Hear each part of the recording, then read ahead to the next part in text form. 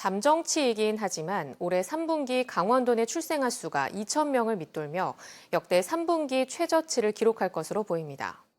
저출산 극복을 위해 여러 대책이 제시되는 가운데 장기적이고 종합적인 대책이 필요해 보입니다.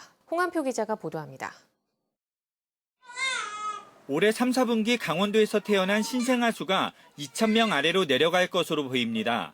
잠정치로 1,913명을 기록하며 지난 2018년 4, 4분기 1,849명 이후 가장 적을 것으로 예상됩니다.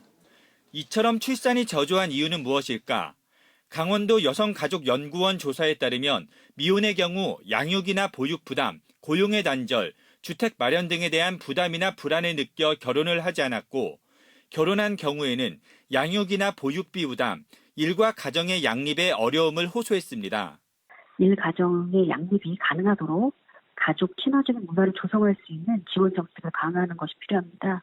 가치 돌봄이 이루어질 수 있도록 인식과 제도의 개선은 필수적이라고 할 수 있습니다. 결국 결혼이나 출산을 점점 꺼리게 된 이유는 주거와 일자리 문제가 크다는 겁니다.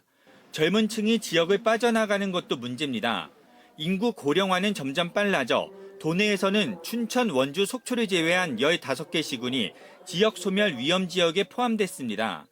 가임 여성이 평생 낳을 수 있는 아이의 수, 이른바 합계 출산율은 지난해 강원도의 경우 1.08명으로 전년보다 올랐지만 영월과 평창, 강릉은 1명을 밑돌았습니다.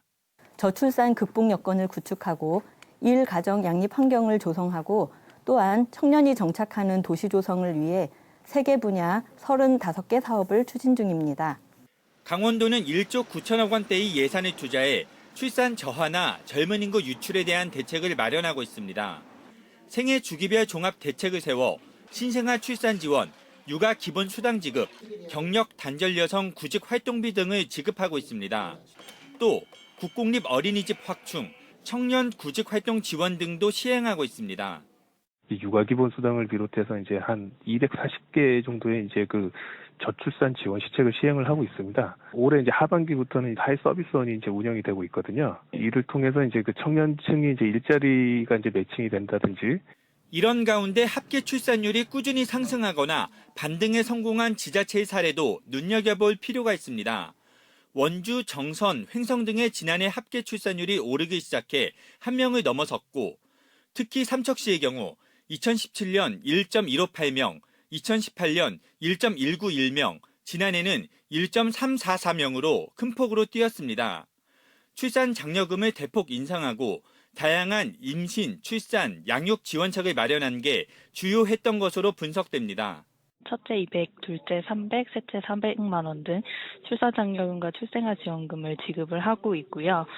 출산 시 참척의료원 공공산후조리원을 2주간 무료로 이용하실 수 있게 지원하는 등 출산 문제는 결국 젊은 층의 고용 안정이나 주거 안정 문제와 직접 결부돼 이를 해결하는 것이 최우선 과제입니다. 다만 다양한 복지 시책만 누리고 다시 다른 지역으로 빠져나가는 현상도 발생하고 있어 다각적인 대책 마련이 필요해 보입니다. MBC 뉴스 홍한표입니다.